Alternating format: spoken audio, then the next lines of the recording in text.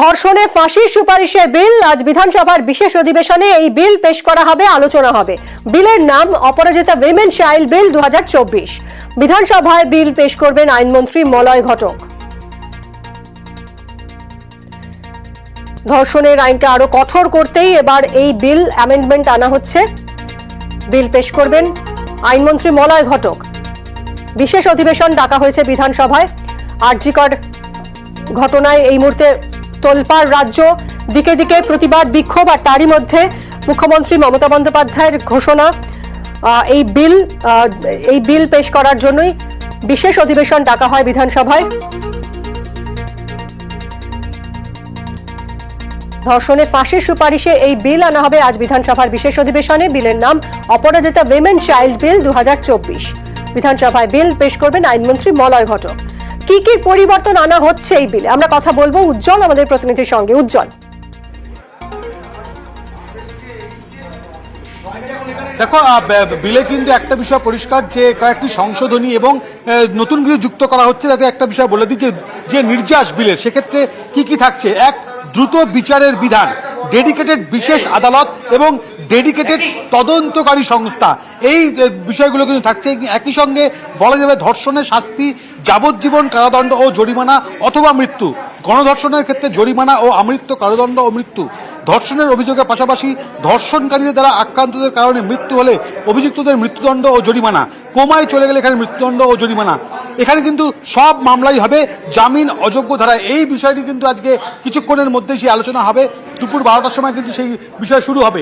একটা বিষয় যে এখানে কিন্তু প্রথম থেকেই একটা বিষয় পরিষ্কার যে ধর্ষণের জন্য কড়া ব্যবস্থা, সেই কড়া ব্যবস্থার ক্ষেত্রেই কিন্তু এগোনো হচ্ছে এবং যাতে দ্রুত যাতে বিচার প্রক্রিয়া সম্পন্ন হয় এবং দোষীদের যাতে শাস্তি দেওয়া হয় সেই দিকটাই কিন্তু বিশেষ গুরুত্ব দেওয়া হচ্ছে। ধন্যবাদ উজ্জ্বল।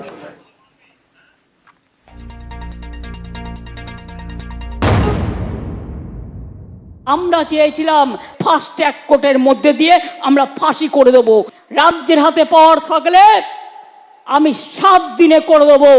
যারা ধর্ষক করবে তাদের একমাত্র শাস্তি ফাঁসি, ফাঁসি, ফাঁসি। এই একটা কাজ করলে মনে রাখবেন সব ঠান্ডা হয়ে যাবে। গত বুধবার মমতা বন্দ্যোপাধ্যায়ের ঘোষণা, তারপরেই তৎপরতা শুরু। ধর্ষণের সাজা ফাঁসি, এই কঠোর বিল আনতে সোমবার থেকে বিধানসভায় 2 দিনের বিশেষ অধিবেশন। মঙ্গলবার বিধানসভায় পেশ করা হবে বিল। বিলের নাম Aparajita women child West Bengal criminal law amendment bill 2024। খসড়া বিলে প্রস্তাব, ধর্ষণের মতো অপরাধের দ্রুত বিচার করতে হবে। এর জন্য নির্দিষ্ট তদন্তকারী দল থাকবে। বিচারের জন্য বিশেষ আদালতও থাকবে। তদন্তকারী দলকে বিশেষ সুযোগ সুবিধা দেওয়া হবে। নির্দিষ্ট সময়ের মধ্যে বিচার প্রক্রিয়া শেষ করতে হবে। গুরুতর অপরাধের ক্ষেত্রে অন্তত 7 দিনের মধ্যে বিচার প্রক্রিয়া শেষ করতে হবে আর 1 মাসের মধ্যে শাস্তি। মূল আইনে থানায় নথিভুক্ত করার 2 মাসের মধ্যে তদন্ত শেষের কথা বলা হয়েছে। সংশোধনী বিলে বলা হয়েছে 21 দিনের মধ্যে তদন্ত শেষ করতে হবে। কোনো ক্ষেত্রে না পারলে অতিরিক্ত 15 দিন সময় দেওয়া হবে। সেক্ষেত্রে পুলিশ সুপার পদমর্যাদার কাউকে দায়িত্ব দিতে হবে। ধর্ষণের শাস্তি হবে যাবজ্জীবন কারাদণ্ড অথবা ফাঁসি। ধর্ষণ এবং খুনের ঘটনাতেও যাবজ্জীবন অথবা ফাঁসি। এই সব মামলাই হবে জামিন অযোগ্য ধারায়। কড়া বিল দালের শাস্তির বিধান নিশ্চয়ই হবে। মুখ্যমন্ত্রীর সঙ্গে যারা আন্দোলনকারী তাদের সঙ্গে কোনো পার্থক্য নেই। মুখ্যমন্ত্রী চাইছেন দ্রুত বিচার এবং ক্যাপিটাল পানিশমেন্ট। যার জন্য তিনি শুরুতেই ঘটনা ঘটার পরেই বলেছিলেন কুইকেস্ট পসিবল টাইমে বিচার করবো, ফাস্ট ট্র্যাক কোর্টে বিচার হবে। সোমবার অধিবেশনে শোক প্রস্তাবে শুধু রাজ্যের প্রাক্তন মুখ্যমন্ত্রী বুদ্ধদেব ভট্টাচার্যের প্রয়াণের উল্লেখ ছিল। বিরোধী দলনেতা শুভেন্দু অধিকারী এর সঙ্গে আরজিকরের তরুণী চিকিৎসকের নাম যোগ করতে বলেন। এ নিয়ে বিধানসভার অধ্যক্ষ বিমান বন্দ্যোপাধ্যায় এবং বিরোধী দলনেতা শুভেন্দু অধিকারীর মধ্যে বাদানুবাদ শুরু হয়।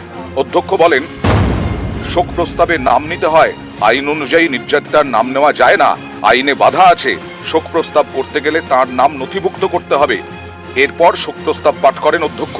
তারপর এদিনের মতো অধিবেশন মুলতবি ঘোষণা করেন।